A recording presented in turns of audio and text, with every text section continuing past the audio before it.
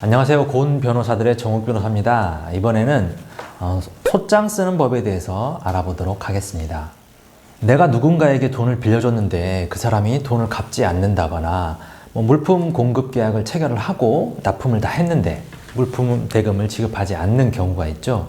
그런데 대여금이나 물품 대금이 좀 금액이 크다면은 변호사를 선임을 해서 진행을 할 수가 있는데, 만약에 그 금액이 1,000만 원, 2,000만 원 정도라고 한다면은 그 변호사를 선임을 해서 진행하는 것에 상당한 부담을 느끼실 겁니다. 그래서 소액 사건의 경우에는 변호사를 선임을 하지 않고 직접 개인이 소송을 진행을 하시는 경우가 있는데요. 개인이 소송을 진행을 하려고 하다 보면은 처음부터 소장을 어떻게 써야 할지부터 막막한 그런 상황이 발생을 하게 됩니다. 오늘은 그 소장의 형식과 어떤 내용을 기재를 해야 되는지를 알아보도록 하겠습니다. 소장은 크게 당사자 표시 부분, 사건명, 그 사건의 표시를 하는 부분과 청구 취지, 청구 원인을 기재를 하는 부분이 있고요. 마지막으로 입증 방법이나 첨부 서류는 어떤 것들을 제출을 해야 하는지, 그런 것들을 쓰는 부수적 기재 사항이 있습니다. 먼저 그러면은 당사자 표시 부분부터 알아보도록 하겠습니다. 당사자 표시란에는 그 원고와 피고의 인적 사항을 기재를 합니다. 원고란 당연히 소를 제기를 하는 사람이 되는 거고, 피고는 그 상대방이 되는 것이죠. 원고가 만약에 한 명일 수도 있고 2명, 3명일 수도 있는데, 만약 여러 명일 경우에는 그 모든 사람의 인적 사항을 다 기재를 해야 되고요. 피고 역시 여러 명인 경우에는 다 기재를 해야 됩니다. 먼저 원고란에는 원고의 이름과 주민등록번호 그리고 주소를 기재를 해야 되는데, 예전에는 주민등록번호를 반드시 기재를 하도록 했었는데, 지금 현재는 개인정보보호법 때문에 주민등록번호는 생략을 하는 경우가 많이 있습니다.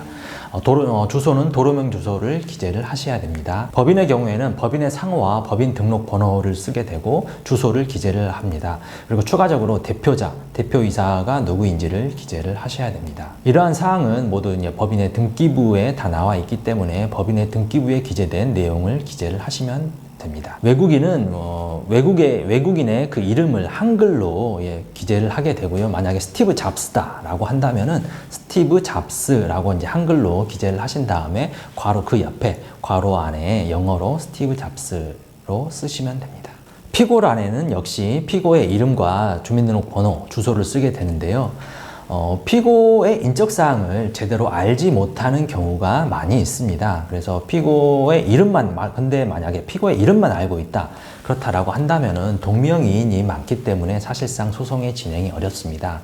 그래서 피고의 이름이나 피고를 특정할 수 있는 주민등록번호, 전화번호, 그러나 자동차 번호나 이런 것들을 알고 있어야만 소송이 진행 가능하다는 점을 알고 계셔야 되는데요.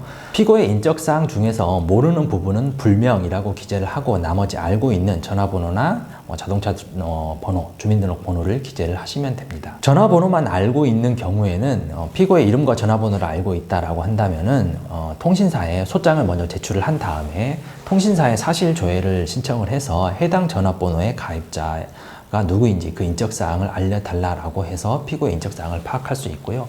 자동차 번호만 알고 있다라고 한다면 자동차 등록사업소에 사실 조회를 해서 확인을 할 수가 있습니다. 상대방이 개인 사업자인지 법인인지를 명확히 하셔야 되는데요. 법인과 거래를 했는데 대표이사 개인에게 청구를 하는 경우에는 그 청구가 인정될 수가 없습니다.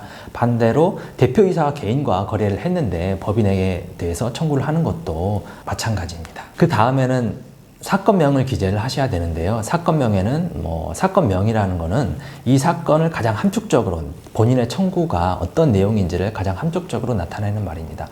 대여금을 반환을 구한다라고 한다면은 대여금 이렇게 쓰면 되고요. 건물 인도를 구한다라고 한다면은 건물 인도라고 쓰시면 됩니다. 네, 이렇게 당사자 인적 사항과 사건명까지 쓰는 법을 알아봤는데요. 이번 시간에는 여기까지만 하고 다음 시간에 계속해서 청구 취지를 쓰는 법부터 시작하겠습니다. 감사합니다.